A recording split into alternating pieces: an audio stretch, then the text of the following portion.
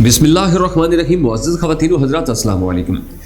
معزز ناظرین کرام، ہم آپ کو افغانستان کی صورتحال پر لگاتار انفارم کرتے آ رہے ہیں، لیکن اب جو ہونے والا ہے اس سے معاملات بہت بگڑنے والے ہیں۔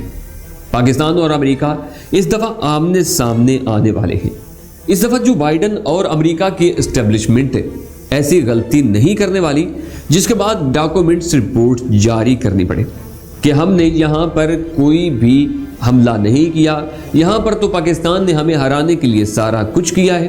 ناظرین، اس وقت صورتحال یہ ہے کہ پاکستان میں حالیہ کور کمانڈر کانفرنس ہوئی ہے، اس میں جو بائیڈن کو پیغام دیا گیا ہے کہ ہم اس دفعہ آپ کی مدد نہیں کریں گے، ہم صرف وہ فیصلہ کریں گے جو ہماری ریاست کے مفاد میں ہوگا۔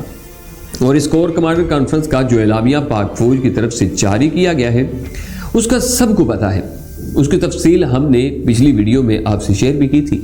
آج گلبدین حکمت یار نے کہا ہے کہ افغانستان کے اندر سوویت یونین کی شکست کو 32 سال پورے ہو چکے ہیں، اور افغان طالبان امریکہ کو بھی وارننگ دی ہے کہ جس طرح سوویت یونین کے ٹکڑے ہم نے کیے تھے اس طرح آپ کے ٹکڑے بھی کریں گے، تم بھی تیار رہنا۔ اور گلبدین حکمت یار سوویت یونین کے خلاف لڑتا رہا ہے، اور آج انہوں نے کہا ہے کہ امریکہ افغانستان میں دنیا کی مہنگی ترین جنگ ہار چکا ہے، اور وہ بھی تمام وسائل کے ساتھ۔ امریکہ کے پاس سوائے یہاں سے نکلنے کے علاوہ اور کوئی آپشن موجود نہیں ہے۔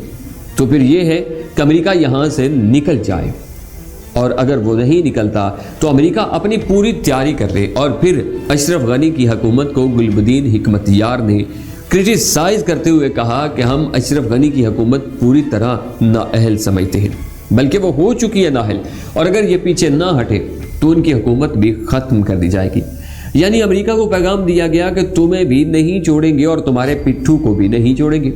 لیکن انٹرنیشنل آبزرور امریکہ کی اسٹیبلشمنٹ اور امریکہ یہ سمجھ رہی ہے کہ حکمت یار نے بیان پاکستان کی اسٹیبلشمنٹ کے کہنے پر دیا ہے، اور امریکہ کو انڈائریکٹلی پیغام دیا گیا ہے کہ اگر امریکہ افغانستان میں اس جنگ سے باز نہیں آتا یا باہر نہیں نکل جاتا، واپس نہیں جاتا، تو پھر آپ کی ٹھکائی ہوگی، اور ہر طرف سے ٹھکائی ہوگی۔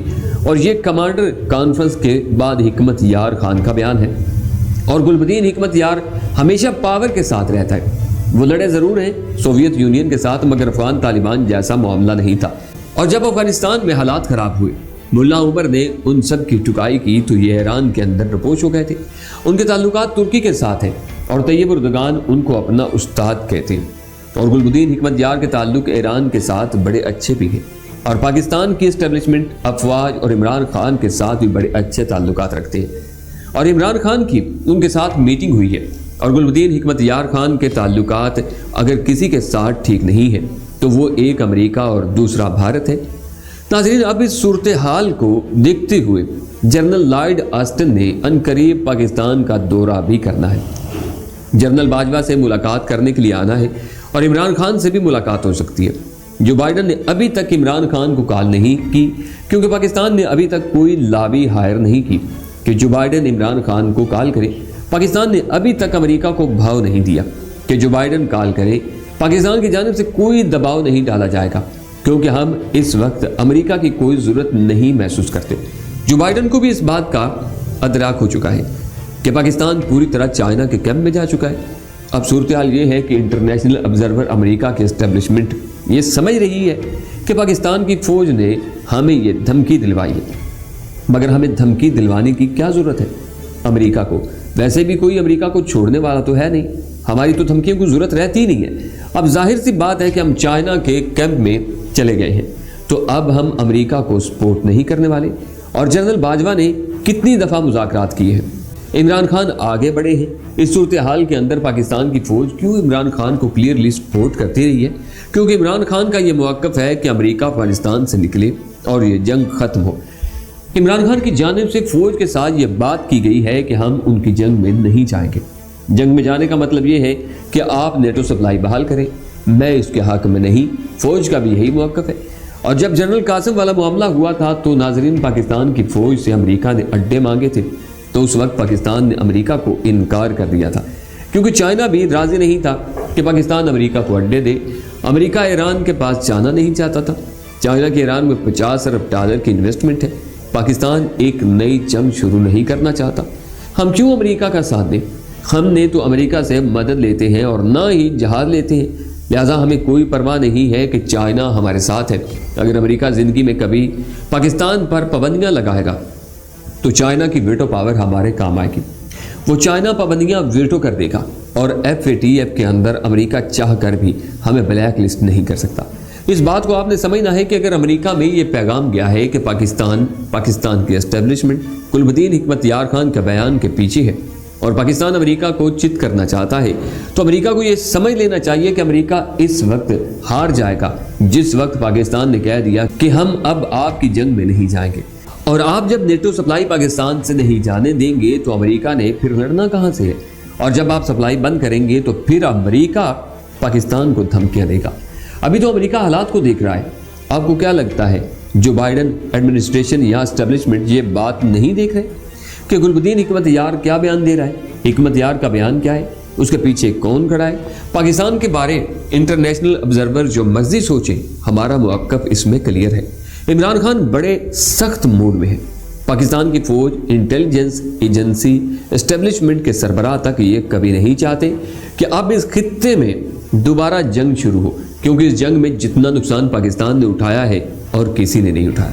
ہمارے جنرل سے لے کر سپاہی تک شہید ہوئے اور بہت سارے عام شہری اس جنگ کی نظر ہوئے، اور لوگ جمعہ کی نماز جب پڑھنے جاتے تھے تو لوگ یہ سوچتے تھے کہ زندہ واپس گھر آنا بھی ہے یا نہیں۔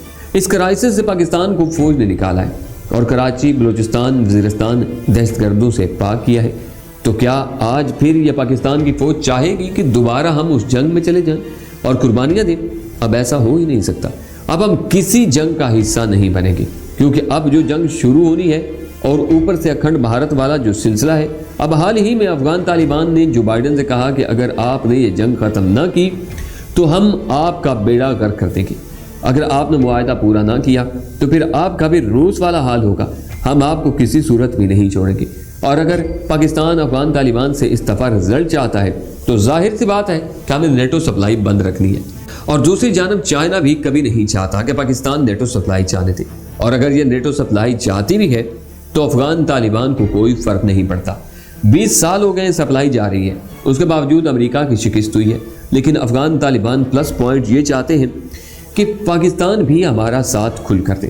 اور اگر یہ کوئی سمجھتا ہے کہ پاکستان نے امریکہ کو گلب الدین حکمت یار کے ذریعے پیغام دیا ہے تو وہ سمجھ لے فیصلہ ہو چکا ہے کہ امریکہ کو اب ہم سپورٹ نہیں کریں گے، اور اگر امریکہ پاکستان کے خلاف گیا تو پاکستان امریکہ کی ٹھکائی کے لیے بالکل تیار حالت میں بیٹھا ہے۔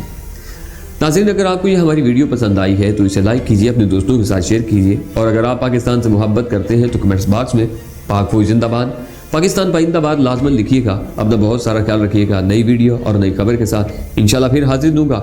اللہ نگہبان۔